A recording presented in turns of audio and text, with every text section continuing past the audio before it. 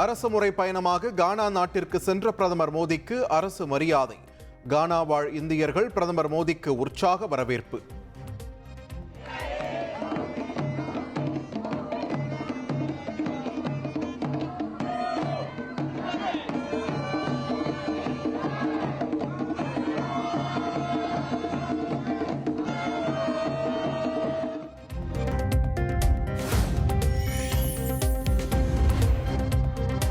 திமுக சார்பில் ஓரணியில் தமிழ்நாடு உறுப்பினர் சேர்க்கை மற்றும் வீட்டுக்கு வீடு பிரச்சார திட்டம் வியாழக்கிழமை தொடக்கம். அனைத்து வாக்குச்சாவடிகளிலும் வீடு வீடாக சென்று மக்களை சந்திக்க உள்ள திமுகவினர்.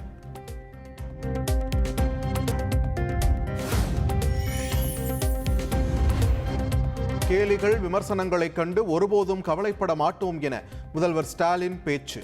வெறுப்பு சமூகத்தை பிளவுபடுத்தும் எண்ணம் கொண்டவர்களால் எங்களை சகித்துக் கொள்ள முடியவில்லை என்றும் கருத்து.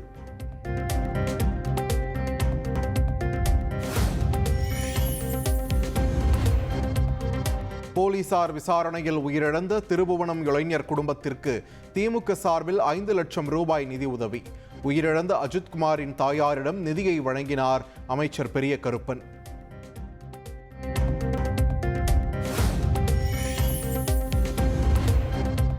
திருபுவனத்தில் போலீஸ் விசாரணையில் உயிரிழந்த இளைஞர் அஜித்குமாரின் சகோதரருக்கு அரசு பணி நியமனம் மற்றும் இலவச வீட்டுமனை ஆணைகளை வழங்கினார் அமைச்சர் பெரிய கருப்பன்.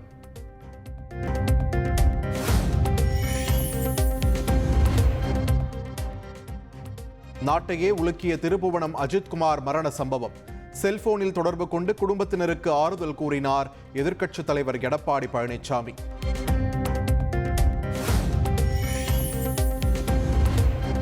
திருப்புவனம் இளைஞர் அஜித்குமாரின் வீட்டிற்கு நேரில் சென்றார் தாவேக தலைவர் விஜய். அஜித்குமாரின் தாய் மற்றும் சகோதரரை சந்தித்து ஆறுதல்.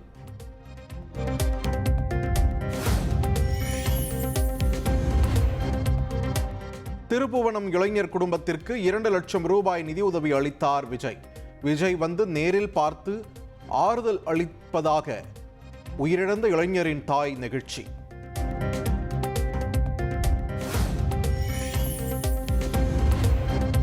திருப்புவனம் இளைஞர் மரணம் தொடர்பாக 8 மணி நேரத்தை கடந்து நீடிக்கும் விசாரணை. கோவில் அலுவலக உதவியாளர், உதவி ஆணையர் உள்ளிட்டோரிடம் விசாரணை நடத்தி வருகிறார் மாவட்ட நீதிபதி.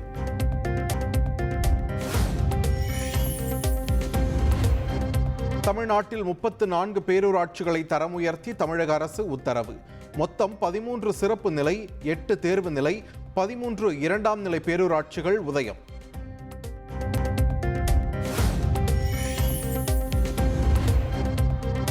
ஓலா, ஊபர் போன்ற கார் வாடகை நிறுவனங்கள் 2 மடங்கு கட்டணம் வசூலிக்க அனுமதி. தேவை அதிகம் உள்ள பீக் ஹார்ஸில் 2 மடங்கு கட்டணம் வசூலிக்க அனுமதி அளித்தது மத்திய அரசு.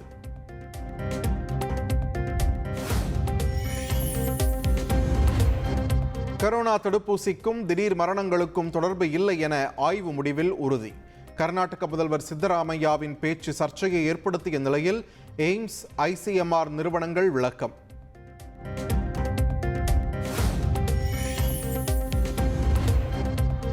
நாடாளுமன்ற மழைக்கால கூட்டத்தொடர் ஜூலை 21ஆம் தேதி தொடக்கம். ஆகஸ்ட் 21ஆம் தேதி வரை மழைக்கால கூட்டத்தொடர் நடைபெறும் என அறிவிப்பு.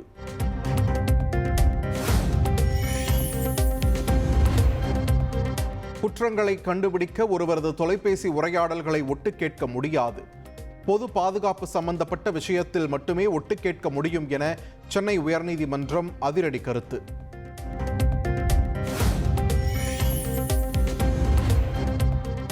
தாவேக கொடியில் யானை சின்னத்தை பயன்படுத்த தடை கோரி பகுஜன் சமாஜ் தொடர்ந்த வழக்கு. கூடுதல் ஆவணங்களை தாக்கல் செய்ய அனுமதி கோரி பகுஜன் சமாஜ் கட்சி தரப்பில் புதிய மனு.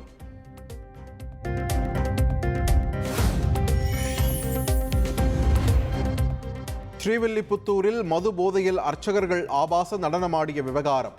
ஆபாச நடனமாடிய அர்ச்சகர்களின் முன்ஜாமீன் மனுவை தள்ளுபடி செய்து ஸ்ரீவில்லிபுத்தூர் நீதிமன்றம் உத்தரவு.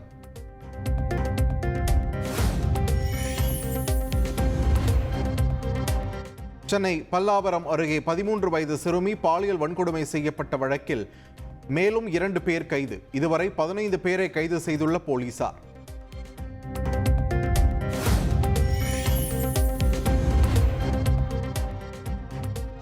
சாத்தூர் பட்டாசு ஆலை வெடிவிபத்தில் இறந்தவர்களுக்கு கூடுதல் நிவாரணம் கேட்டு போராட்டம் நடத்திய உறவினர்கள்.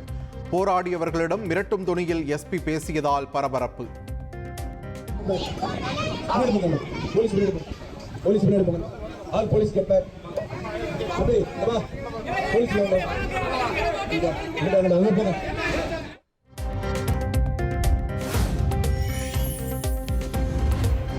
கிருஷ்ணகிரி மாவட்டம் போச்சம்பள்ளி அருகே தனியார் பேருந்து கவிழ்ந்து விபத்து. காயமடைந்த 20க்கும் மேற்பட்டோர் சிகிச்சைக்காக மருத்துவமனையில் அனுமதி.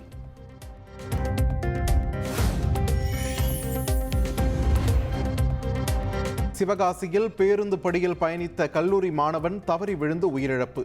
தனியார் பேருந்து ஓட்டுநரை கைது செய்து போலீசார் விசாரணை.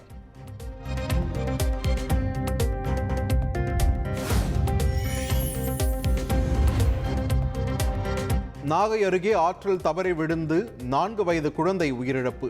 குழந்தை அலறல் சத்தத்தை கேட்டு அக்கம் பக்கத்தினர் ஆற்றில் குதித்து மீட்டபோதும் உயிரிழந்த பரிதாபம்.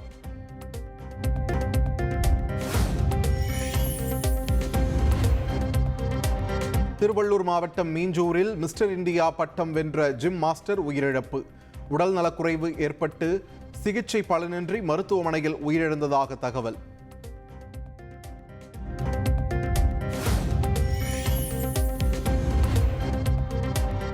கும்பாபிஷேக விழாவை ஒட்டி திருச்செந்தூர் சுப்பிரமணிய சுவாமி கோவிலில் 3ஆம் கால யாகசாலை பூஜை. லட்சக்கணக்கான பக்தர்கள் வருவார்கள் என்பதால் பல்வேறு வசதிகளுக்கு ஏற்பாடு.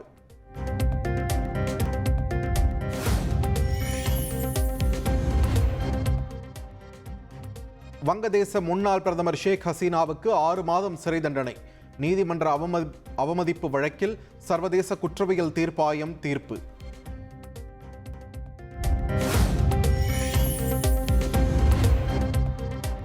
டிஎன்பிஎல் கிரிக்கெட் தொடரின் எலிமினேட்டர் போட்டியில் திருச்சியை வீழ்த்தி 2வது குவாலிஃபயர் போட்டிக்கு திண்டுக்கல் முன்னேற்றம். 2வது குவாலிஃபயர் போட்டியில் சேப்பாக்கை வரும் 4ஆம் தேதி எதிர்கொள்கிறது திண்டுக்கல்.